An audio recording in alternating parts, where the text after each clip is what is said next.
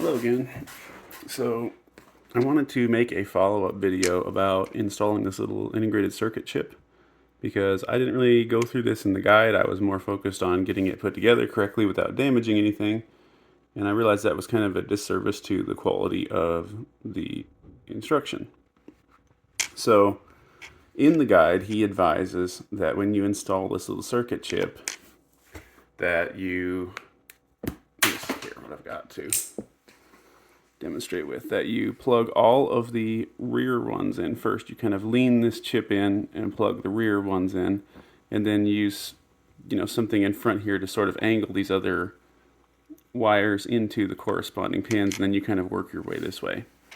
Now this goes against how I was originally taught at engineering school to do this, and so I wanted to explain this in the video because I think our method that we were taught was far superior to his recommended way.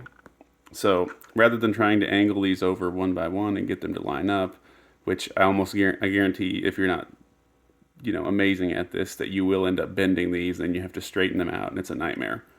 I don't agree with that method at all. The better way to do this is to lay it over on its side like this.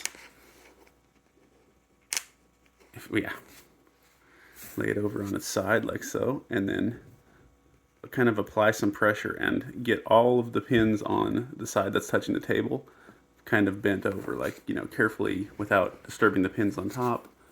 Bend these other ones down so that they're at an angle, and it's a slight angle, but they're basically perpendicular to the body of this thing now, right? And then you can flip it over and do the same thing for the other side. My camera will stay focused. You can bend it down for the other side. Like so. That might be a little exaggerated, but you want to bend them so they're all perpendicular to the body of this thing.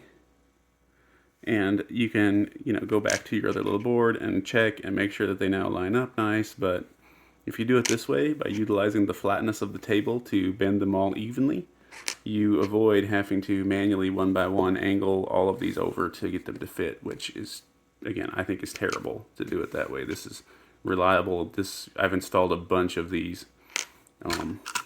We did so much of this, it was unreal, in circuits and stuff like that. So yeah, I think this is the much better way to do it. You can actually see here how bent these actually are from the factory. They're actually at, kind of make like a rhombus or something shape rather than being perfectly up and down. I don't know why they do that, but every time you install these, you have to do that. So having that little trick handy makes things a whole lot easier. And this will install without bending or risking damaging this thing at all. So I wanted to share that. I thought that was important.